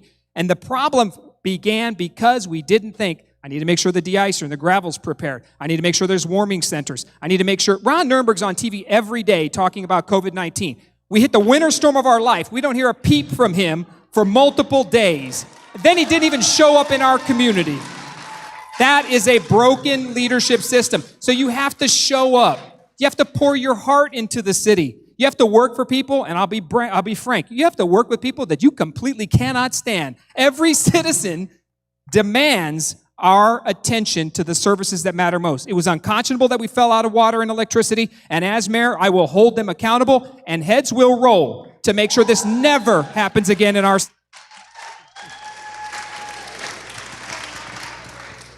Well, we did it to ourselves. We elected city council and that mayor. Not just the one that's sitting in office right now, but previous administrations. We closed the Dilly plant before it was time. The fact that we hurt ourselves, we literally did this to our community, to our seniors. When they turned off those lights and had brownouts, why? Why do we have to go to that extreme with green energy? We know we're going to have green energy, but we don't have storage capacity. We don't have it yet. And we know that because in Georgetown, Texas, the flag-waving energy city, the model for everybody else, they went dark. It doesn't work. So the fact that we did this to ourselves is something that we have to address because the mayor, the city council love the spotlight. And when they signed that Paris Agreement for CAP, they were looking at Mr. Bloomberg and saying, we're a part of this group. But guess what? We also killed and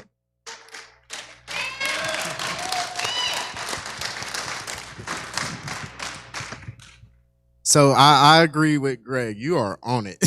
Denise, you too. So we do need multiple sources of energy. That is factual. Also, we need to be prepared as well. So moving forward now that we know this isn't our last storm. And if you think this is our last storm like this, you are wrong. Moving forward now, we need to contract out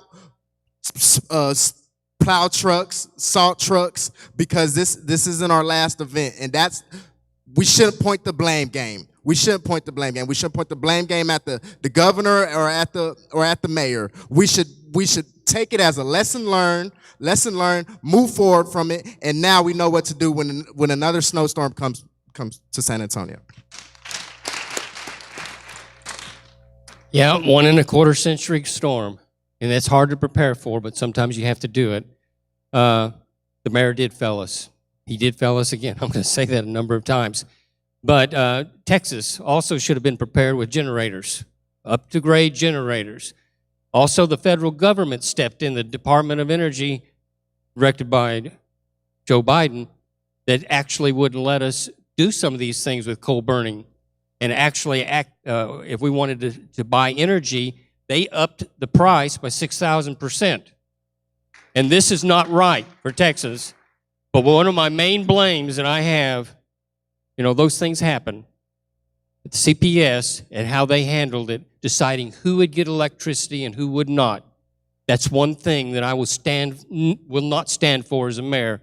Everyone is treated equal. If you're not going to get electricity to this neighborhood, then you don't do it to this neighborhood, or you be equal about it. We went without electricity for 3 days.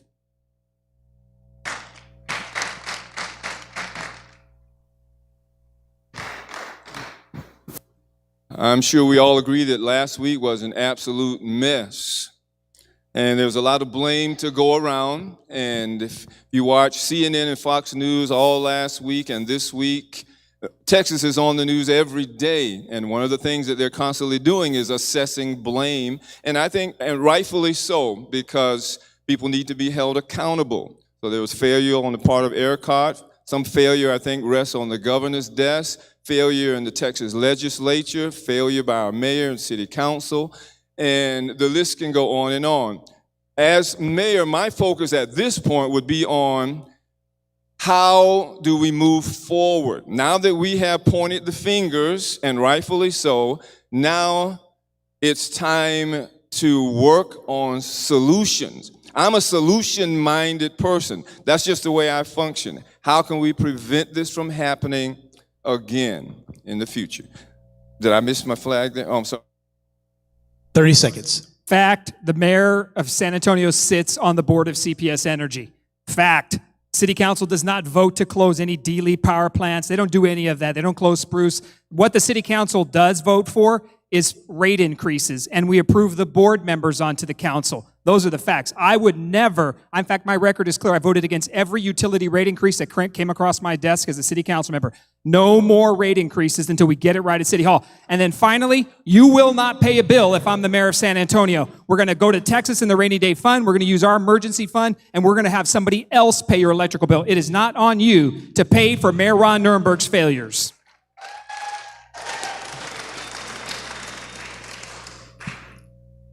Ladies and gentlemen, let's give all of our candidates a big round of applause. They're doing great.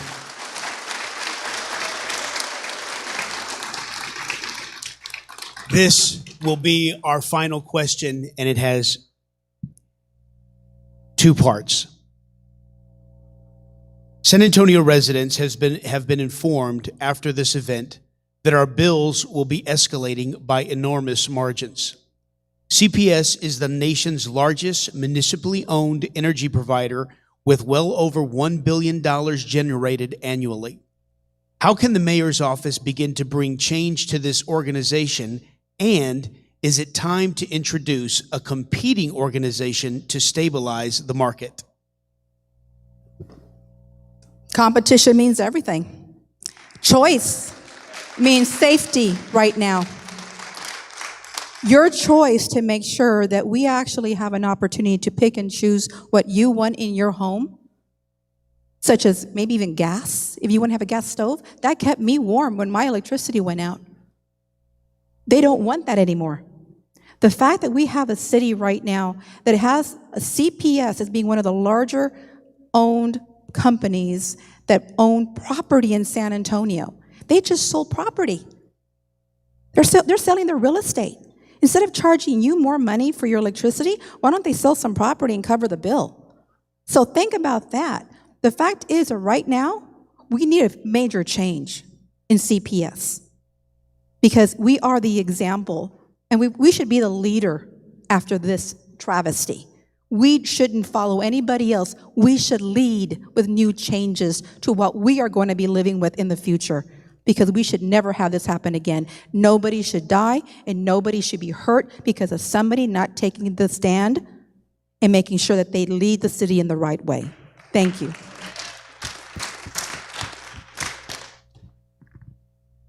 Everyone should be accountable for their actions all across the board, including CPS. That's how, if I get elected mayor, everyone will be accountable for their actions. Right, wrong is wrong, right is right.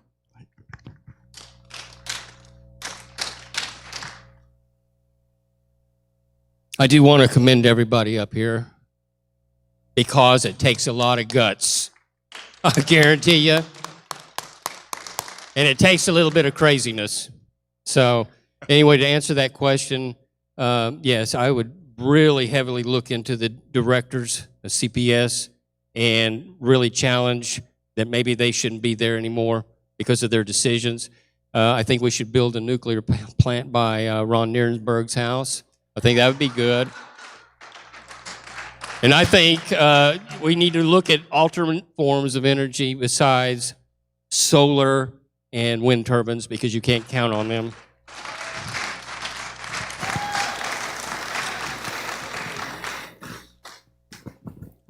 I think it's clearly going to have to take a multifaceted, multi-layered approach to prevent this from happening again. It has to start on the federal level, the state level, and the local level.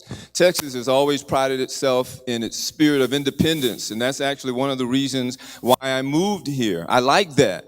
But if that spirit of independence is going to cause you to drop the ball when it comes to weatherization and updating equipment, then perhaps that makes the case for the need for some government regulation, at least to the point that you are held up to certain standards so that your people are not freezing to death in the middle of a storm.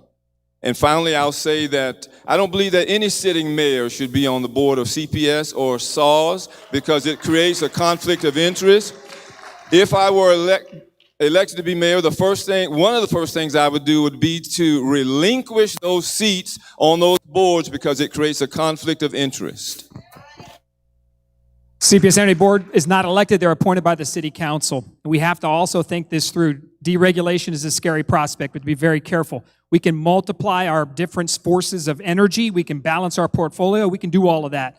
And we have to have the right leadership in place. I don't know if you know this, but CPS Energy provides about $325 million a year to our general fund budget.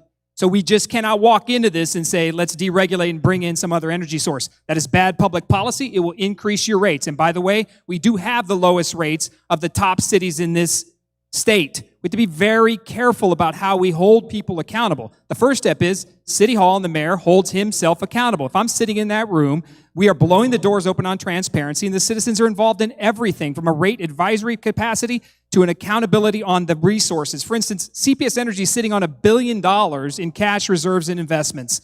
That is unconscionable to then turn around and say, well, you may have to pay back all of these bills over the next 10 years. Not going to happen as me as mayor. Accountability is getting the right people in the right roles and then leading with consistency and understanding we need CPS Energy's revenue, but we must take care of our ratepayers first. Accountability is definitely an issue right now because it's just not CPS, it's also SAWS. CPS turned off the electricity to SAWS. We lost our water. I still don't have water. The fact is that we're dealing with something that it should have been a team effort to work with everybody that keeps your lights and your water going. I know of too many incidents right now that we actually had dialysis locations that didn't serve their community. They sent them over to University Hospital. So who's to call for their heads in the fact that you have people who lost medical services during this travesty? Both CPS and SAWS are responsible, and so is Nuremberg, because there was no emergency plan. Emergency plans is just not for freezes, it's also for floods. If I'm gonna get a COVID alert on my phone, they can sure as heck alert me if I'm gonna have a brownout or I'm gonna lose my water to make preparations, to fill my tubs, fill my buckets, and make sure I have water to hold me through whenever my water gets turned back on. So think about that. We were left in the dark, literally.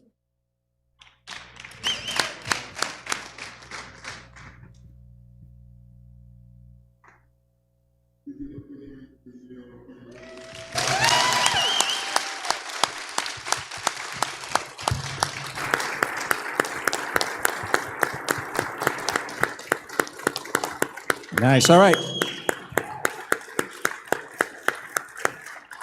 Before you close tonight, before we close, we're going to have a couple of, you can be seated, we're going to have a couple of interview questions, post-interview questions that Manny. Yes, sir. Manny is Folks, I'm going back. First of all, thank you all for coming out tonight. This is very inspiring to hear all of you and what you've got to say and how you're taking San Antonio to where it needs to go in the future. With that said, quick question. We're going to keep it kind of simple, kind of fun. First question, sir. If you had 30 seconds to a minute to tell Mayor Nurnberg, a few things, what would it be?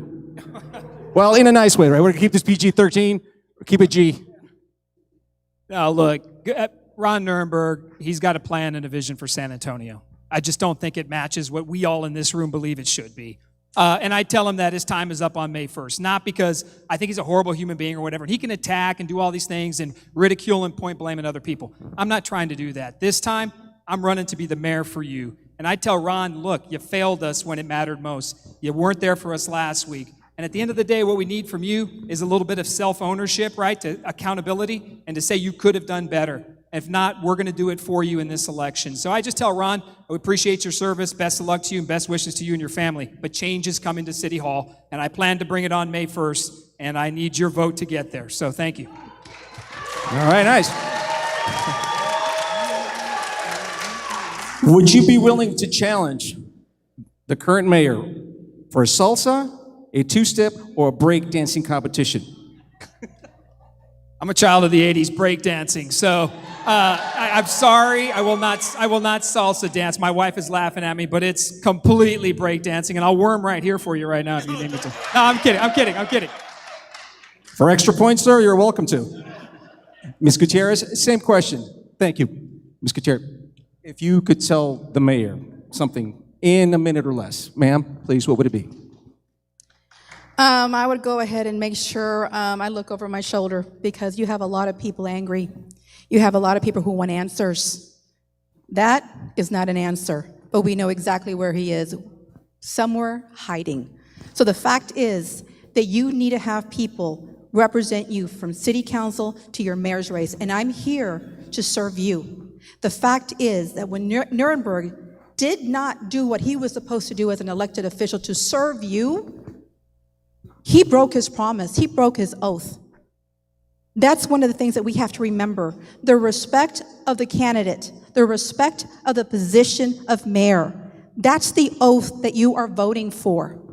The character, the respect of that position.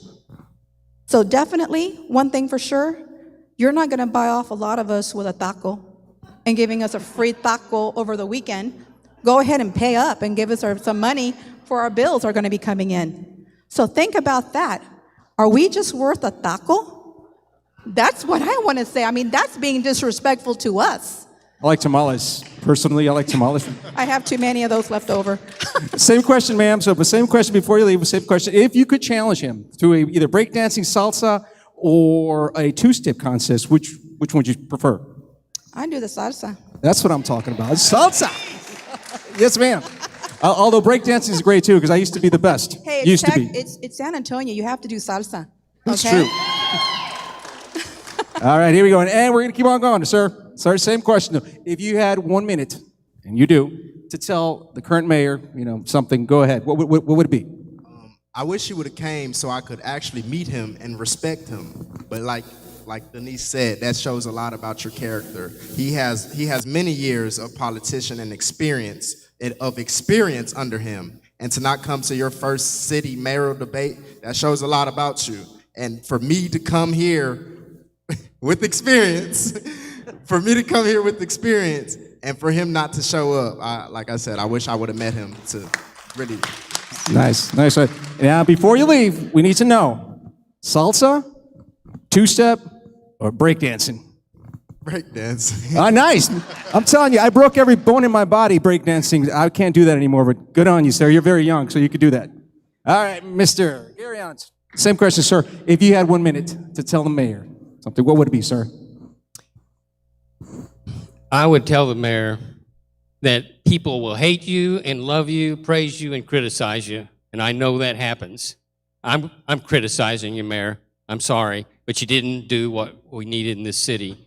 I would say you stamped on our individual liberties. That's what you did. And you did not have to do that. The mayor ignored the constitutional rights of the citizens. And I'm going to rectify that as mayor. I will treat everyone with equality, due process, and everyone will have equal justice under the law. Amen to that, sir. Quick question, same question to you, sir, though. If you could challenge him, would it be a two-step, salsa, or a breakdancing challenge? Breakdance, I'm so old I'll break my legs. I'm going to say salsa, baby. That's what I'm talking about. Yeah, we need to bring Fiesta back. Sir, same question to you. If you could address our current mayor now, you had 1 minute, what would you tell him? I would say, Mr. Nierenberg, I am committed to standing on the side of truth. And if I believe that you are on the side of truth on a particular issue, I stand with you. But if I believe you're not on the side of truth on a particular issue, I oppose you. In like manner, if I believe that Republicans are on the side of truth on a particular issue, I stand with Republicans. But if I believe that Democrats are on the side of truth on a particular issue, I stand with the Democrats. That helps me to stay above this fray of partisan bickering that has ravaged our country for far too long. I'm committed to being on the side of truth wherever that lands me. I believe in the preeminence of integrity, and I would say, Mr. Mayor, there have been a few times when I don't think that you've been on the side of integrity. And the first thing that comes to my mind is what the mayor and the city council did to Chick-fil-A 2 years ago. That was just wrong. And I could go more into that, but I think you get the message. And before you leave, sir, what would it be? What challenge would it be? A two-step, salsa, or the breakdance? Well, I used to do a little break dancing. If I had the right music, I'd show you a couple of moves. Did you get some music out there? You know, a little robot. Little break dancing?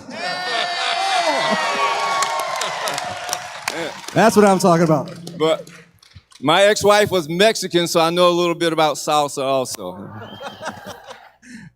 Well, all right. We will once again, though, thank the Champions Coalition and all the contestants, folks. Thank you. The contestants. All the candidates. Good luck to everyone. Thank you so much. That was good. I'm good. Everybody please stand. While you're standing, I want to just prick your thinking with this one thing before we close tonight. When an elected official or those who are seeking to be elected can choose comfortably not to participate in dialogue with the people who are voting to put them in office, you have to ask yourself the question, do they know something I don't? Joe Biden stayed in the basement for a large part of a great election and yet, quote unquote, won the election. It's time for us to start thinking real seriously about how voter integrity and all of the, because you can be the best candidate in the world and you can be the most active voters in the world. But if your vote can be electronically manipulated, all of this means nothing. All of it means nothing. So you and I have to be a people who can think the process through and then act intelligently to make sure that the vote that you cast is rightfully tabulated and duly counted without manipulation. Let's pray. We're going to close in prayer. Let's pray. Father, we just thank you for these candidates tonight. We thank you for who they are. We thank you for their zeal and desire to serve. Jesus, these are your words. He that would be greatest among you, let him be the servant of all. So I pray that they seek greatness through servanthood. And we honor you and we thank you for giving them a heart to step forward. And bless them and bless their families and keep these people in this great auditorium safe as we move from this place. We thank you and praise you for it in Jesus' name. Amen. Thank you, Pastor Darrell Crane and Champions Coalition for tonight. You're dismissed. Thank you very much. Thank you. Blessings to you.